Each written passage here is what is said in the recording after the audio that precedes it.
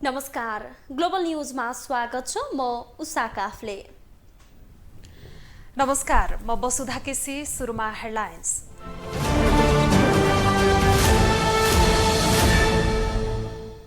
गठबन्धनका शीर्ष नेताहरूद्वारा 12 अन्तर्राष्ट्रिय निजगढ विमानस्थलको स्थलगत अध्ययन प्रक्रिया मिलाई बनाई छाड्ने दावी। स्थानीय तह निर्वाचनमा स्वतन्त्र उम्मेदवारी दिएकाहरूको छुट्टै राजनीतिक दल घोषणा गर्ने तयारी। आगामी निर्वाचनमा गठबन्धन बनाउने प्रस्ताव। नयाँदेखि पुराना सबै दल टुटफुटको समस्याले ग्रस्त। सत्ता स्वार्थको कारण विभाजित भएको राजनीतिज्ञको विश्लेषण। दक्षिण एसियामा साझा मुद्राको अवधारणा बनाउनु पर्नेमा गभर्नर अधिकारीको जोड। आगामी मौद्रिक नीति सापेक्ष रहने जिकिर। र भारतको मणिपुरमा पहिरोमा परि 18 जनाको मृत्यु, 50 भन्दा बढी बेपत्ता। उद्धार कार्य जारी।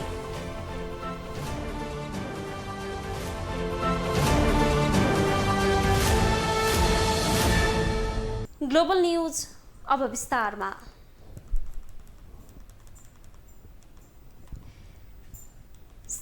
सत्तारूढ गठबन्धनका शीर्ष नेताले बाराको निजगढमा अन्तर्राष्ट्रिय विमानस्थल बनाउनुको विकल्प नरहेको बताएका छन्। सर्वोच्च अदालतको पछिल्लो फैसलापछि सत्तारूढ गठबन्धनका शीर्ष नेताहरू निजगढ पुगेका थिए। विमानस्थल निर्माण स्थलको अवलोकनपछि उनीहरूले निजगढमा अन्तर्राष्ट्रिय विमानस्थल निर्माणको विकल्प नभएको भन्दै तत्कालै काम सुरु गर्नुपर्ने बताएका छन्।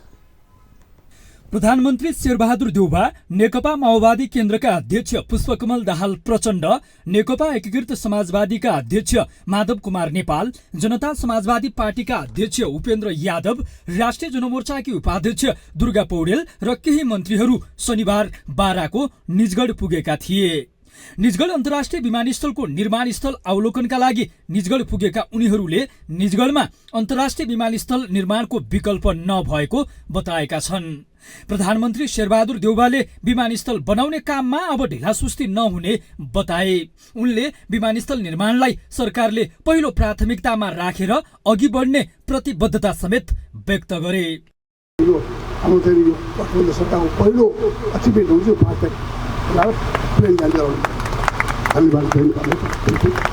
माओवादी केन्द्रका अध्यक्ष प्रचण्डले पनि विमानस्थल निर्माणमा ढिलाइ गर्न नहुने आफ्नो धारणा राखे। समयमै निर्माण प्रक्रिया सुरु नगर्दा करोडौंको लगानी अल्पत्र पर्ने उनको भनाइ छ। निजगढ विमानस्थल नबनेमा फास्ट ट्र्याकको समेत औचित्य नहुने प्रचण्डले बताए। राष्ट्रिय गौरवको एक खालको ड्रिम प्रोजेक्ट पनि हो, गेम चेन्जर भनिन्छ।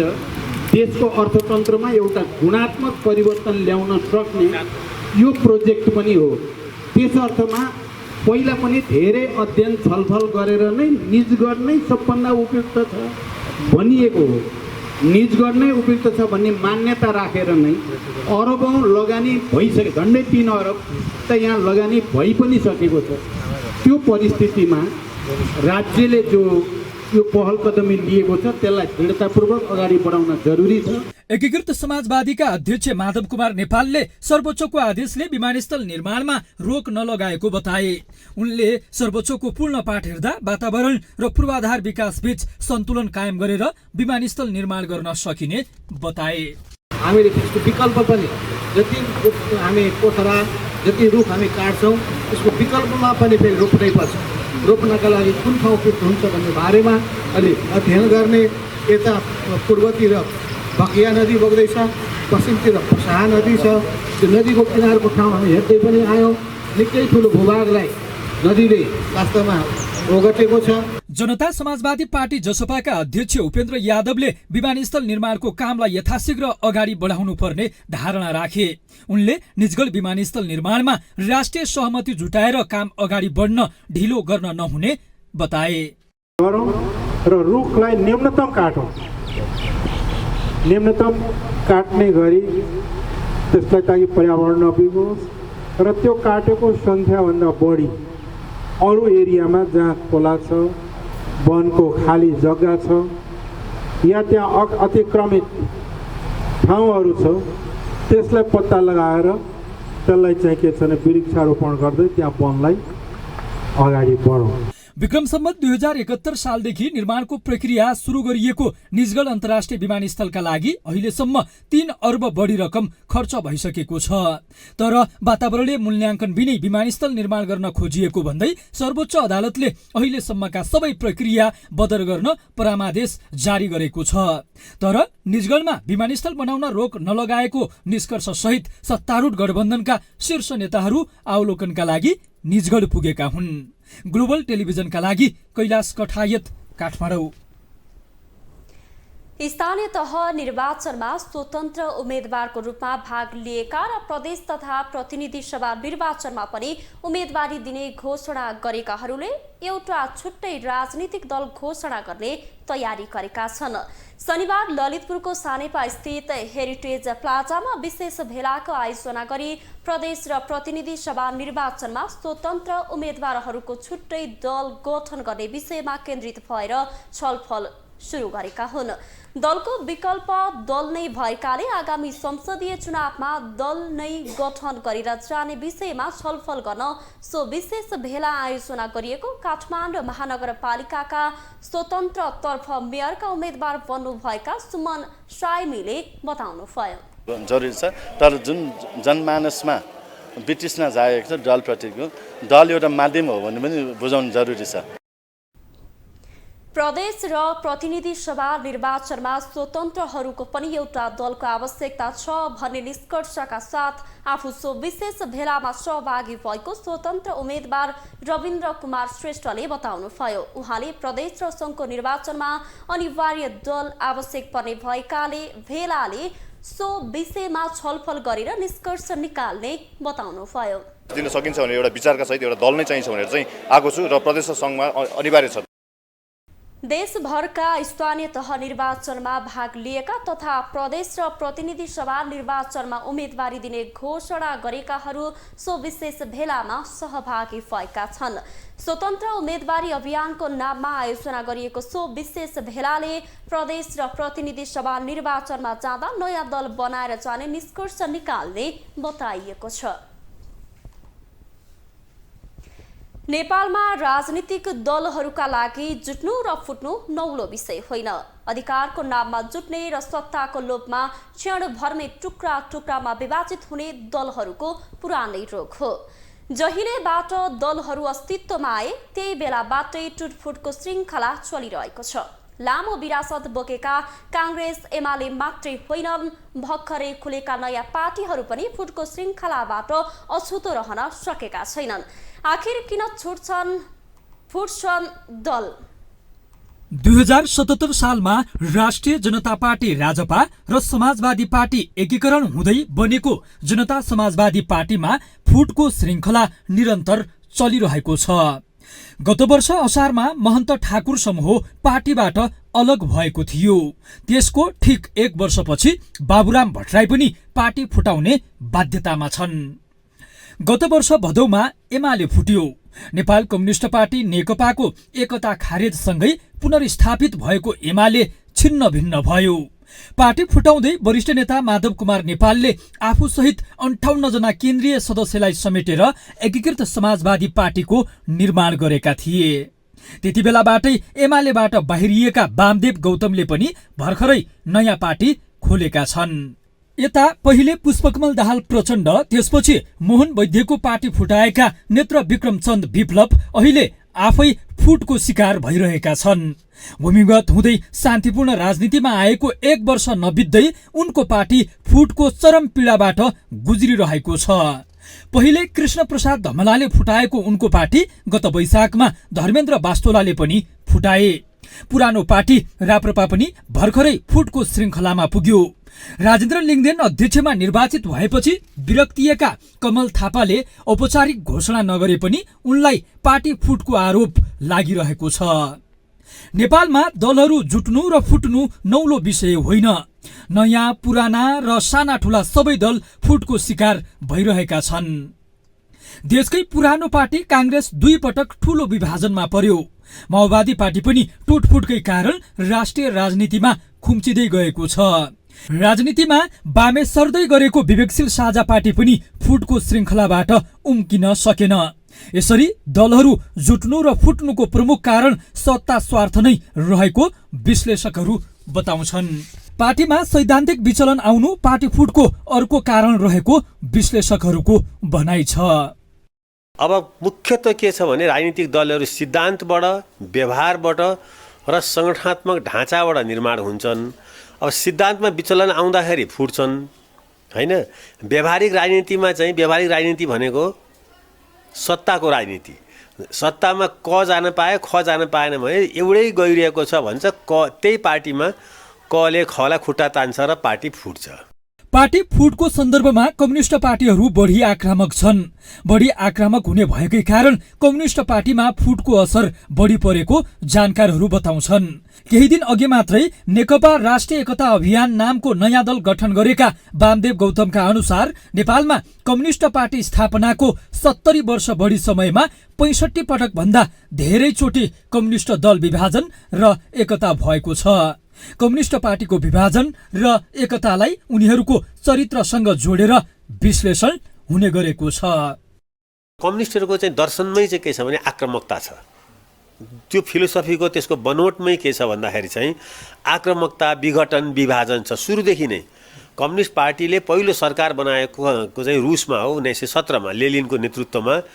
त्यहाँ चाहिँ त्यही पार्टीभित्रका असहमत पक्षधरहरूलाई स्टालिनले चाहिँ झन्डै 1.5 करोड मान्छेलाई मारेको छ। त्यसो त नेपाली कांग्रेस पनि विभाजनको शिकारबाट जोगिन सकेको छैन। लोसपाका नेता महन्त ठाकुर, नेपाली कांग्रेस बीपी बाहेक अन्य केही नेताले पार्टी छोडेर अर्को दल गठन गरेका छन्। तर औपचारिक रूपमा 2 पटक विभाजनको शिकार कांग्रेस पनि भएको छ। दलहरूको टुटफुटले अस्थिरता त बढाउँछ नै, व्यवस्था समेत जोखिममा पर्ने गरेको छ। ग्लोबल टेलिभिजनका लागि क्यामेरामा सञ्जय खड्काका साथमा कैलाश कठायत, काठमाडौँ। नेकपा एमालेका अध्यक्ष एवं पूर्व प्रधानमन्त्री केपी शर्मा ओलीले सरकारले अझै पनि किसानहरूका लागि मल ल्याउने प्रबन्ध केही पनि नगरेको दावी गर्नुभएको छ। अखिल नेपाल किसान महासंघले शनिबार आयोजना गरेको कार्यक्रममा अध्यक्ष ओलीले सरकारले किसानलाई अल्मल्याउने, छक्याउने काम गरिरहेको आरोप लगाउनुभयो। प्रधानमन्त्री शेरबहादुर देउवाले संसदको रोस्टममा उभिएर किसानलाई मलको तत्काल आपूर्ति गर्ने मिठो कुरा गरेको, तर मल ल्याउने प्रबन्ध भने कहीँ पनि नगरेको बताउनु भएको हो। उहाँले केही पनि प्रबन्ध नगरेपछि किसानले कसरी मल पाउँछन् भनी सरकारलाई प्रश्न समेत गर्नुभयो। मन्त्री बनाएको, मन्त्री भएर भत्ता खाऊ झण्डा हल्लाऊ भनेर मन्त्री बनाएको कि किसानलाई मल देऊ भनेर, बिउ बिजन देऊ समयमा भनेर, उन्नत जातको बिउ बिजन देऊ भनेर, पशु पन्छी आदि इत्यादिको नस्ल सुधार गर, कृषिको आधुनिकीकरण गर, कृषि क्षेत्रको उत्पादकत्व वृद्धि गर भनेर हो कि झण्डा हल्लाऊ भनेर? पिर्कामा सलामी खानका लागि मन्त्री बनाएको हो होइन नि। किसानका लागि काम गर्नु पर्यो कृषि मन्त्रीले। जुन मन्त्री छ त्यस सम्बन्धमा काम गर्नु पर्यो।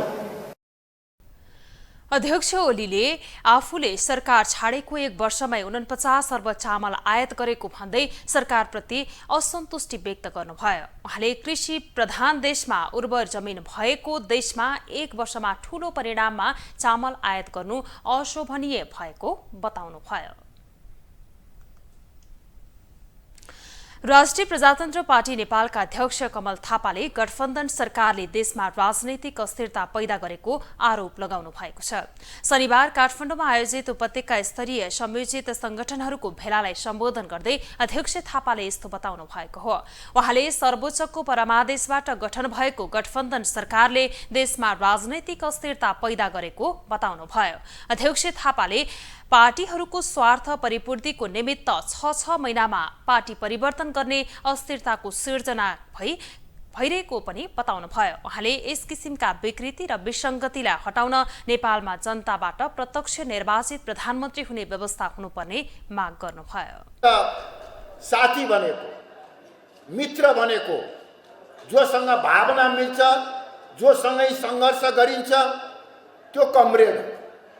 त्यसकारणले कमरेड भन्नमा हामीले आपत्ति गर्नु पर्दैन। अध्यक्ष थापाले मन्त्रीको प्रलोभन दिएर र पैसा खर्च गरेर मन्त्री प्रधानमन्त्री हुने व्यवस्थाले नेपालको हित गर्न नसक्ने पनि बताउनुभयो। उहाँले व्यापारी र विदेशीबाट उठाएको पैसाले चुनाव लड्ने प्रविधिको अन्त्य हुनुपर्ने बताउनुभयो। उद्योग वाणिज्य तथा आपूर्ति मन्त्री देलेन्द्र प्रसाद बडुले गिर्जा प्रसाद कोइराला विश्वविद्यालय खोल्नुपर्ने बताउनु भएको छ। शनिबार स्वर्गीय नेता गिर्जा प्रसाद कोइरालाको 49औं जन्म जयन्तीको अवसरमा आयोजित कार्यक्रमलाई सम्बोधन गर्दै मन्त्री बडुले नेपालमा गिर्जा प्रसाद कोइराला विश्वविद्यालय खोल्नुपर्ने बताउनु भएको हो। उहाँले अरू नेताहरूको नाममा विश्वविद्यालय रहेको उल्लेख गर्दै स्वर्गीय नेता कोइराला आदर्श र मूल्य मान्यताको प्रतीक भएकोले उहाँको नाममा जीपी कोइराला विश्वविद्यालय को स्थापना आवश्यक रहेको बताउनुभयो। कोइराला विश्वविद्यालयको स्थापना आवश्यक छ। विभिन्न नेताहरूको नाममा छन्, तर जीपी कोइराला एउटा मान्यता हो, एउटा आदर्श हो, एउटा मूल्य र मान्यताको प्रतीक पनि हो। त्यसकारणले गिरिजा प्रसाद कोइरालाको नामबाट हामीले एउटा विश्वविद्यालय जसले उत्कृष्ट विश्वविद्यालयको रूपमा आफूलाई स्थापित गर्ने उद्देश्यका साथ हामीले स्थापना गर्नमा सरकार अवश्य पनि सहयोग गर्छ। व्यक्ति रूपले म आफू पनि सहयोग गर्छु। मन्त्री बडुले क्षमता सहितको प्रतिस्पर्धी उत्कृष्ट आदर्श र उद्देश्य राखेर जीपी कोइराला विश्वविद्यालय स्थापना गर्न सरकार सहयोगका लागि तयार रहेको प्रतिबद्धता पनि जनाउनुभयो। ग्लोबल न्यूजमा अब एकैछिन ब्रेक।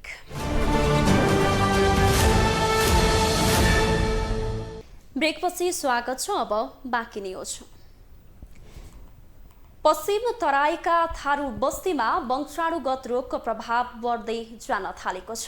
वंशाणुगत रोगका रूपमा देखा परेको सिकल सेल एनिमिया र थ्यालेसेमिया जस्ता रोगको प्रभाव थारू समुदायमा बढ्दो छ। नयाँ पुस्तामा रोगको जोखिम झन बढेको भन्दै थारू समुदाय चिन्तित छ। सन्तानलाई रोगबाट टाढेर अनिवार्य रगत जाँच गरेर विवाह कुण्डली मिलाउन थालिएको छ। थारू समुदायमा देखिएको सिकल सेल रोग रोकथामका लागि थारू समुदायलाई रगत जाँच गरेर विवाह कुण्डली मिलाउन विशेषज्ञ डाक्टरहरूले सुझाव दिएका छन्। यति बेला बाँकेका थारू गाउँहरूमा कस्ताले कस्तासँग विवाह गर्ने भन्ने पम्पलेट नै छ्यापछ्याप्ती बाँडिएको छ। सिकल सेल विशेषज्ञ डाक्टर राजन पाण्डेले तयार पारेको विवाह कुण्डलीमा सिकल सेलका बिरामी र बिरामीका बीचमा विवाह गर्नै नमिल्ने उल्लेख छ। सामान्यतया विवाह गर्दा चिना हेर्ने गरिन्छ, तर थारू समुदायमा भने रगत जाँच गर्नुपर्ने भएको हो। नियन्त्रणको उपाय भनेको चाहिँ मुख्य चाहिँ रोग नदिनु हो। यसको लागि चाहिँ हाम्रो समुदायमा रहेर लुकेर रहेका सिकल सेल र थ्यालेसेमियाका वाहकहरू पत्ता लगाएर विवाह पूर्व नै वाहक बीच र वाहक र रोगी बीच बिहा गर्दा यस्तो हुन्छ, यस्तो गर्नुहुन्न भन्ने सिकाएर त्यसलाई समुदायले स्वीकार्यो भने आगामी पुस्ता चाहिँ रोगबाट मुक्त हुन्छ। आउँदो पुस्तालाई सिकल सेलबाट बचाउनका लागि थारू समुदाय सचेत हुन थालेको छ। त्यसका लागि समुदायमा सिकल सेल रोगका बारेमा सचेतना फैलाउन थालिएको छ। बिरामी र वाहक पत्ता लगाएर समुदायमा सचेतना जगाउने काम भइरहेको सुरोकारवालाहरू बताउँछन्। समुदाय स्तरमा देखिन थालेको सिकल सेलको बारेमा नियन्त्रण र रोकथामका निम्ति समुदायमा नै पुगेर चेक जाँच भइरहेको स्वास्थ्य कार्यालयले बताएको छ। हामीले समुदाय स्तरमा रहेको थारू समुदायमा जुन देखिने गरेको यो सिकल सेल थ्यालेसेमियाको रोग नियन्त्रण रोकथामको निम्ति उनीहरूको समुदायमै नै गएर स्क्रिनिङ गर्ने कार्यक्रमका साथै सचेतना गर्ने कार्यक्रम चलाइरहेको हामी छौँ।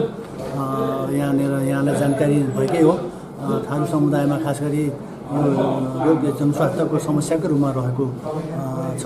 अब प्रदेश सरकारको कार्यक्रम अनुसार अहिले हामी के कति समस्या छ त समस्याको मापनका साथै उनीहरूलाई रोकथाम न्यूनीकरणको लागि उपचारका लागि आफ्नो कमाईले धान्न नसक्ने स्थिति हुँदा सरकारले निशुल्क औषधिको व्यवस्था गर्नुपर्ने उनीहरूको माग छ। पहिला सुरुमा हामीले थाहा थिएन सिकल सेलको बारेमा, अनि त्यहाँ 10 बिघामा लग्यौँ, अनि के भन्छ त्यहाँबाट सिकल सेल देखायो। 10 बिघामा पैसा धेरै खर्च भयो, 70,000सम्म खर्च गरेँ। अनि 2-3 महिनासम्म त त्यहाँ बस्यो नेपालगञ्ज, अनि धेरै सल्लाह लग्यौँ।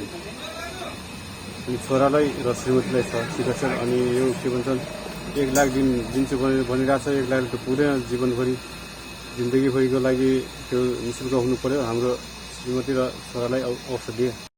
बाँके बर्दिया कैलाली कञ्चनपुर दाङ र कपिलवस्तुका जिल्लाका थारू समुदायमा सिकल सेल जनस्वास्थ्यको समस्याका रूपमा देखिएको छ। महानगरभित्रका फुटपाथ र सडक अतिक्रमण गरेर व्यापार गर्न नपाइने भन्दै काठमाडौँ महानगर प्रहरीले हस्तक्षेप गरेपछि आलोचना सुरु भएको छ। यसअघि पनि महानगरले फुटपाथमा तरकारी, फलफुल, लुगा र अन्य सामग्री बेच्नेलाई पटक पटक समाउँदै जरिवाना तिराउँदै छोड्ने गरेको थियो। तर शुक्रबारको धरपटकपछि भने मेयर वालिन्द्र शाहमाथि धेरैले प्रश्न उठाएका छन्।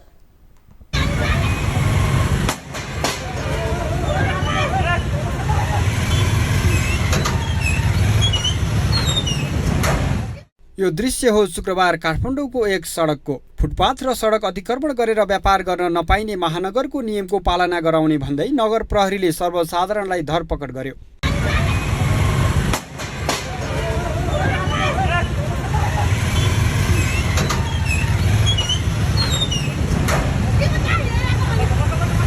जुन धरपकडको अहिले आलोचना समेत भइरहेको छ। पेट्रोलियम पदार्थको मूल्य बढीसँगै खाद्यान्नमा भइरहेको महँगीले शास्ति भइरहेको बेला गुजारा चलाउन सडक पेटीमा सामान बेच्नेमाथि महानगरले धरपकड गरेको भन्दै आलोचना भइरहेको छ। गाडीमा काम गर्थेँ, अहिले पहिलाको त्यो लकडाउन भयो नि, पहिलाको सुरु लकडाउन भएदेखि गएर चाहिँ मैले अहिले चाहिँ गाडीमा काम नगरेर चाहिँ मैले यस्तै यो गुजारा गरेर चलाइरहेको छु अहिले। तर अहिले कस्तो भने नगरपालिकाले चाहिँ अब अहिले चाहिँ दुःख दिइरहेछ के, नगरपालिकाले घरि दुःख दिइरहेछ अहिले नगरपालिकाले। बच्चा कसरी पाल्ने, कसरी पढाउने, कति दुःख छ। गरिब मान्छे बाटोमा दिँदैन, साधन दिनुपर्छ नि त, जागिर दिनुपर्छ नि त। हामीले के गर्ने, भर्खर त चाबेलेबाट कति सामानले गए, गाडाबाट सबै गरिब मान्छे। भूकम्प र कोरोनाका कारण मात्रै 8 लाख बढी गरिबीको रेखामुनि पुगेको सरकारी आकलन छ। त्यसबाहेक लाखौं नागरिक बेरोजगार बने। निम्न आय भएका सर्वसाधारणहरू काठमाडौँको फुटपाथमा वर्षौंदेखि सामान बेच्दै गुजारा चलाउँदै आएका छन्। यस्तोमा महानगरले सामान्य नागरिकमाथि गरेको व्यवहारको आलोचना भइरहेको छ। ग्लोबल टेलिभिजनका लागि क्यामेरामा सञ्जय खड्काका साथमा कविन्द्र तिमल सिन्हा, काठमाडौँ। काठमाडौँ महानगरपालिकाले सार्वजनिक स्थानमा भिक्षा माग्न रोक लगाएको छ। महानगरले सूचना नै जारी गर्दै सडक, गल्ली, पार्क, सवारी बिसाउने स्थल, सरकारी कार्यालय, सार्वजनिक सवारी साधन र अन्य सार्वजनिक स्थानमा भिक्षा माग्न रोक लगाएको हो। पछिल्लो समय काठमाडौँका सडकमा एकाएक माग्नेको संख्या बढ्दै गइरहेको गुनासो आएपछि काठमाडौँ महानगरपालिकाले भिक्षा माग्न रोक लगाएको हो। यद्यपि कुनै धार्मिक कार्यका लागि साधु, सन्त, जोगी वा भिक्षुले सनातनदेखि चलिआएको परम्परा अनुसार घर घरमा पुगी भिक्षा माग्न भने रोक लगाएको छैन। महानगरले बालबालिकाको प्रयोग गरी माग्ने काम नगर्न पनि सचेत गराएको छ। यो महानगरपालिकाले अघिल्लो वर्ष नै काठमाडौँलाई सडक सहयोगापेक्षी मानव रहित काठमाडौँ बनाउने अभियान सञ्चालन गरेको छ। यसको लागि मानव सेवा आश्रम भन्ने एउटा संस्था छ। त्यो संस्थासँग हामीले सम्झौता गरेका छौँ। उहाँहरूलाई हामीले आर्थिक सहयोग पनि गरेका छौँ र बिचमा केही समय हामीले हाम्रै चाहिँ बालाजुको चाहिँ ठाउँमा यो सडकमा चाहिँ भिख माग्ने अथवा विभिन्न किसिमका चाहिँ असहाय अपाङ्ग व्यक्तिहरू जो सडकमा हुन्छन्, जसको आफ्नो कोही पनि छैन, उहाँहरूलाई चाहिँ त्यो आश्रममा लगेर सम्बन्धित परिवारसँग पुनर्मिलन गराउने अथवा कोही कसैको आफ्नो नभएकोलाई चाहिँ केही समय चाहिँ त्यो सेन्टरमा राखेर उहाँहरूलाई सहयोग गरेर उहाँहरूले गर्न सक्ने काममा इन्भल्भ गराउने भनेर त्यो मानव सेवा आश्रमसँग सम्झौता भएको छ। त्यो काम भइरहेछ। महानगरले असहाय, बेवारिसे र अशक्तहरूका लागि मानव सेवा आश्रमसँग सहकार्य गरेर व्यवस्थापन गरिरहेको शहरी पूर्वाधार विकास विभागका प्रमुख राम थापाले जानकारी दिए। त्यो मानव सेवा आश्रमसँग भएको सम्झौता अनुसार जति पनि हाम्रो महानगरभित्र रहेका असहाय, बाटोमा भेटिएका अथवा माग्दै हिँडेका व्यक्तिहरूलाई त्यो आश्रममा लगेर राखिन्छ। त्यहाँ केही समय राखेर उहाँहरूको परिवारसँग पुनर्मिलन गराउन सक्नेलाई पुनर्मिलन गराउने, जसको चाहिँ कोही आफन्त छैन, कहीँ कोही छैन भने उहाँहरूलाई अब काम गर्न सक्नेलाई काममा चाहिँ इन्भल्भ गराउने, रोटीको चाहिँ व्यवस्था गर्ने त्योभन्दा पनि फरक किसिमका चाहिँ असहाय छन् भने त्यो चाहिँ मानव सेवा आश्रमले तिनको चाहिँ सेवा गर्ने भन्ने हिसाबले सम्झौता भएको छ। हुन पनि काठमाडौँमा पछिल्लो समय मगन्तेहरूको संख्या बढेको थियो। भारतबाट नेपाल आएकाहरू समूह नै बनाएर सडकमा हिँड्नेहरूलाई हैरानी खेप्नुपर्ने गरी माग्ने गरेका थिए। जबरजस्ती रूपमा माग्ने र हैरानी समेत दिने गरेका बेला मगन्तेहरूको व्यवस्थापन गर्नुपर्ने विषय समेत उठेको थियो। त्यसै अनुसार महानगरले भिक्षा माग्न रोक लगाएको हो। ग्लोबल टेलिभिजनका लागि क्यामेरामा विजय ठकुराटीका साथमा अभिषेक सापकोटा, काठमाडौँ। अब पालो ग्लोबल भोइसको।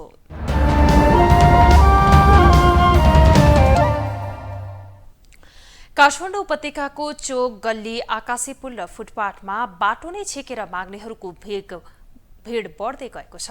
माग्नेहरूका कारण पैदल यात्रुलाई समस्या नै हुने गरेको छ। अझ बालबालिका नै प्रयोग गरी माग्ने क्रम बढेपछि काठमाडौँ महानगरले सडकबाट माग्ने मगन्तेहरूलाई हटाउने निर्णय गरेको छ।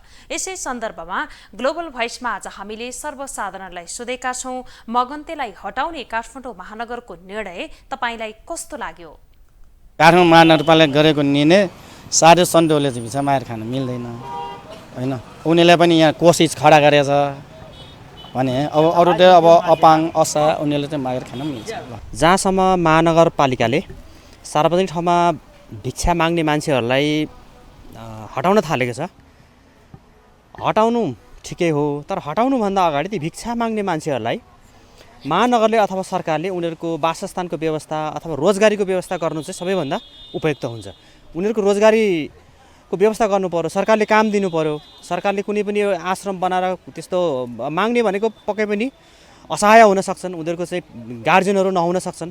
त्यस्तो अवस्थामा महानगरले केही न केही सिपमूलक कामहरू सिकाएर उनीहरूलाई रोजगारी दिएको खण्डमा पक्कै पनि उनीहरू सार्वजनिक ठाउँमा माग्न आउने थिएनन् होला भन्ने मलाई लाग्छ। जुन उनीहरूले मागेर खाएर जुन उनीहरू एउटा आफ्नो एउटा सास एउटा आत्मनिर्भर गरेका थिए, बाँचेका थिए, मान्छे एउटा प्राणी हो बाँचेका थिए, त्यो बाँच्नलाई पनि यदि यो महानगरपालिकाले यो माग्नेलाई रोक्ने सिलसिलामा यदि उनीहरूको बारेमा यदि यो सोचेको छैन र उनीहरूलाई बाँच्ने एउटा आधार एउटा माध्यम एउटा बनाउन सक्या यदि नगर्ने र हटाउने मात्र यदि गरे भनेदेखि त्यो गलत हो। उनीहरूलाई त्यसमा हो यो हटाउनु ठिक कुरा, तर राज्यको दायित्व उनीहरूलाई बाँच्न पाउने अधिकारलाई राज्यले दायित्व दिन सक्छ कि सक्दैन, सवाल त्यहाँनिर हो। यदि उनीहरूले महानगरपालिकाले पनि एउटा आफ्नो सोच तरिकाले एउटा तयारी गरेर उनीहरूलाई एउटा जुन बाँच्नको लागि एउटा माध्यम बनाएको छ भने यो ठिकै नै छ, यो राम्रो कुरा हो, यसलाई प्रसङ्ग गर्नुपर्छ। होइन अब मागेर खान पनि नदिने, अब राज्यले पनि दायित्व नदिने हो भनेदेखि उनीहरूको आफ्नो एउटा मौलिक अधिकार, उनीहरूको जुन एउटा बाँच्ने अधिकार थियो त्यसलाई बन्छ जस्तो मेरो लाग्छ। अब पालो इकोनोमिक न्यूजको।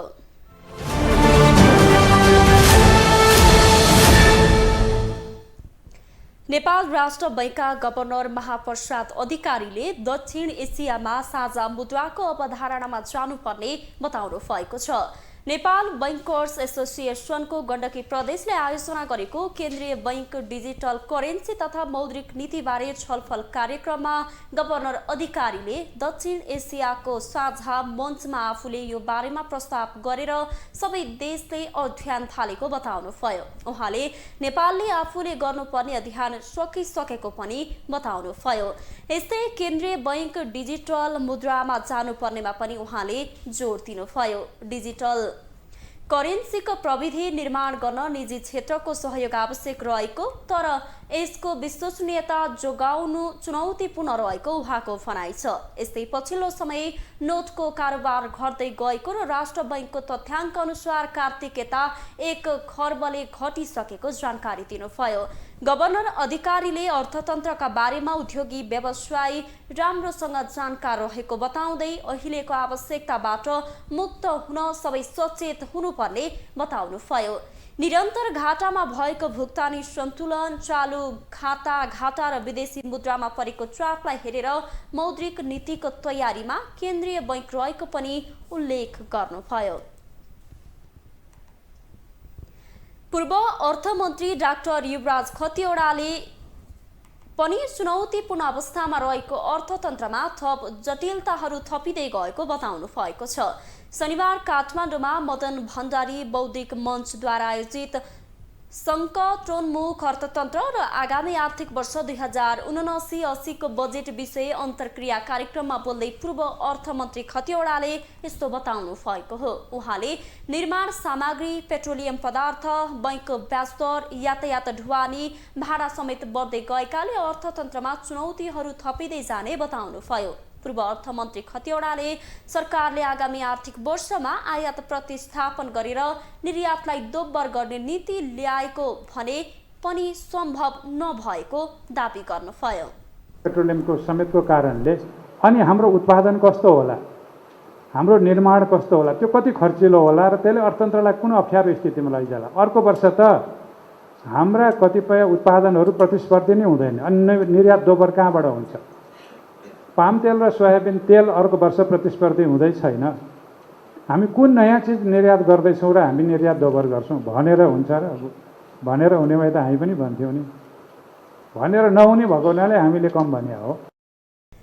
पूर्व अर्थमन्त्री खतिवडाले आगामी आर्थिक वर्षमा आर्थिक वृद्धि दर 8% हुन नसक्ने दावी गर्नुभयो। उहाँले आगामी आर्थिक वर्षमा 8% आर्थिक वृद्धि हुँदा धेरै आयात गर्नुपर्ने बताउनुभयो। उहाँले आगामी आर्थिक वर्षमा 8% को आर्थिक वृद्धि पुग्ने अवस्था आयो भने बाह्य क्षेत्र असन्तुलन अहिलेको भन्दा दोब्बर खराब हुँदै जाने भन्दै सरकारले यो कुरामा हेक्का राख्नुपर्ने बताउनुभयो।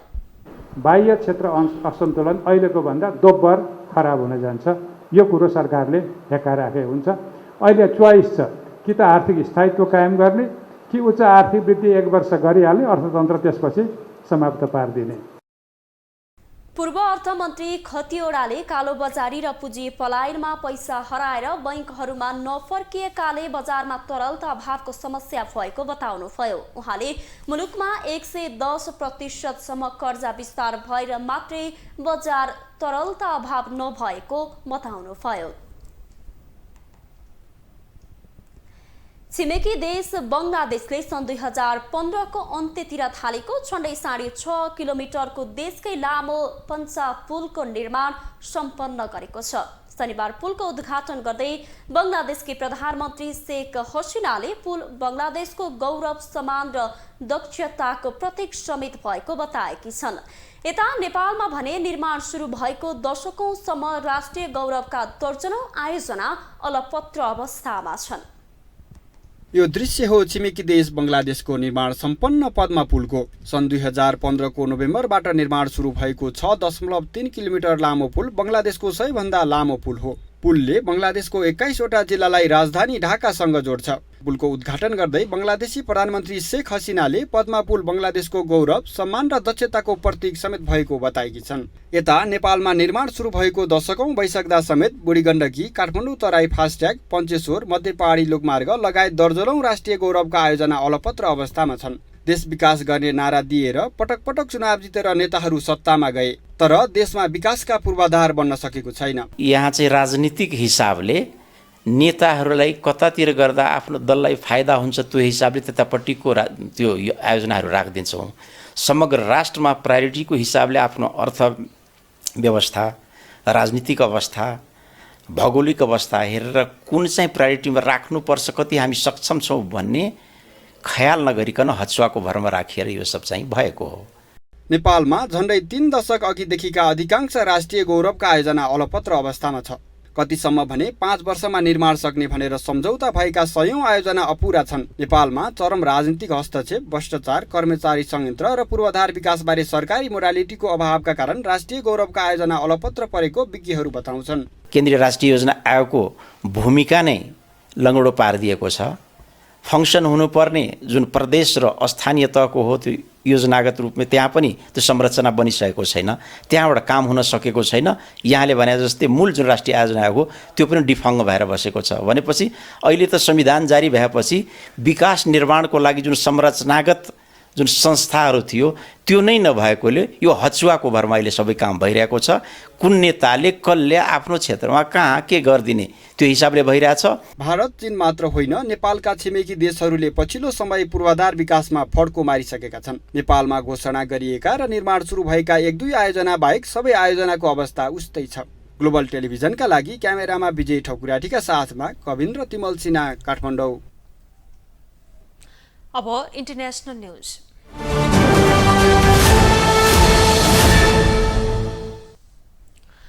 भारतको मणिपुरमा पहिरोमा पुरिएर 18 जनाको ज्यान गएको छ। 50 जना भन्दा बढी हराइरहेका छन्। बीबीसीका अनुसार घाइते 18 जनालाई अस्पताल भर्ना गरिएको छ। जिरीबमलाई इन्फालसँग जोड्न रेलमार्ग निर्माण भइरहेका बेला वर्षासँगै ठूलो पहिरो गएर उनीहरू पुरिएको अधिकारीहरूले बताएका छन्। निरन्तरको वर्षाले उद्धारमा कठिनाई भइरहेको छ। त्यहाँ आगामी 24 घण्टा भारी वर्षा हुने अनुमान गरिएको छ। समाचारका अनुसार रेलमार्ग निर्माणका क्रममा सुरक्षाका लागि ठूलो संख्यामा प्रादेशिक सेनाका जवान तैनात गरिएको थियो। मृत्यु हुनेहरूमा केही मजदुर र सेनाका जवान रहेको भारतीय सञ्चार माध्यमले जनाएका छन्। संयुक्त राज्य अमेरिकाले युक्रेनलाई $82 करोड बराबरको नयाँ सैन्य सहयोग प्रदान गर्ने घोषणा गरेको छ।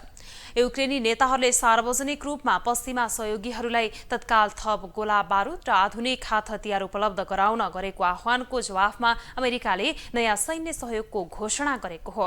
अमेरिकाले युक्रेनलाई हतियार र सैन्य प्रशिक्षणमा $8 अर्ब 80 करोड भन्दा बढीको सैन्य सहयोगको प्रतिबद्धता गरेको छ। नयाँ सैन्य सहयोगमा जमिनबाट आकाशमा प्रहार गर्ने क्षेपणास्त्र प्रणाली र अन्य युद्ध सामग्री समावेश गरिएको छ। पछिल्ला दिनमा रुसले युक्रेनमा दर्जनौं क्षेपणास्त्र प्रहार गरेर त्यहाँको जनजीवन अस्तव्यस्त पारेको छ भने युक्रेनी सेनामाथि पनि घण्टौंसम्म तोपगोलाले लगातार आक्रमण गरिरहेको छ। यसैबीच युक्रेनी राष्ट्रपति भोलोदिमिर जेलेन्स्कीले नयाँ सैन्य सहयोग घोषणा गरेकोमा अमेरिकी राष्ट्रपतिप्रति कृतज्ञता व्यक्त गरेका छन्। अब स्पोर्ट्स न्यूज।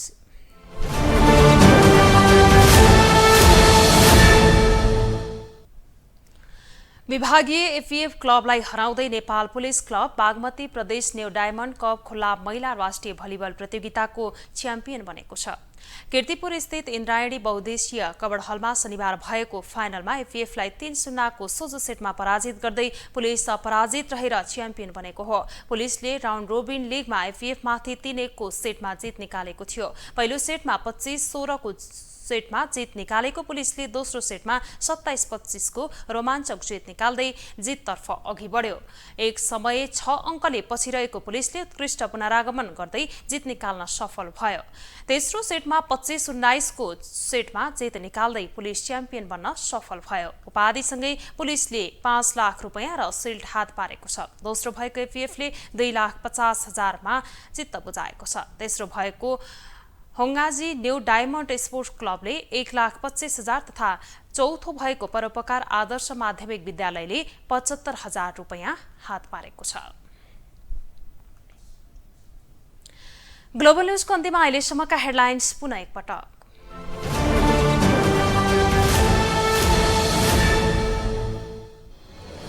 गठबन्धनका शीर्ष नेताहरूद्वारा बाराको अन्तर्राष्ट्रिय निजगढ विमानस्थलको स्थलगत अध्ययन प्रक्रिया मिलाई बनाई छाड्ने दाबी। स्थानीय तह निर्वाचनमा स्वतन्त्र उम्मेदवारी दिएकाहरूको छुट्टै राजनैतिक दल घोषणा गर्ने तयारी। आगामी निर्वाचनमा गठबन्धन बनाउने प्रस्ताव। नयाँदेखि पुराना सबै दल टुटफुटको समस्याले ग्रस्त। सत्ता स्वार्थका कारण विभाजित भएको राजनीतिज्ञको विश्लेषण। दक्षिण एसियामा साझा मुद्राको अवधारणा बनाउनु पर्नेमा गभर्नर अधिकारीको जोड। आगामी मौद्रिक नीति सापेक्ष रहने जिकिर। र भारतको मणिपुरमा पहिरोमा परि 18 जनाको मृत्यु, 50 भन्दा बढी बेपत्ता। उद्धार कार्य जारी।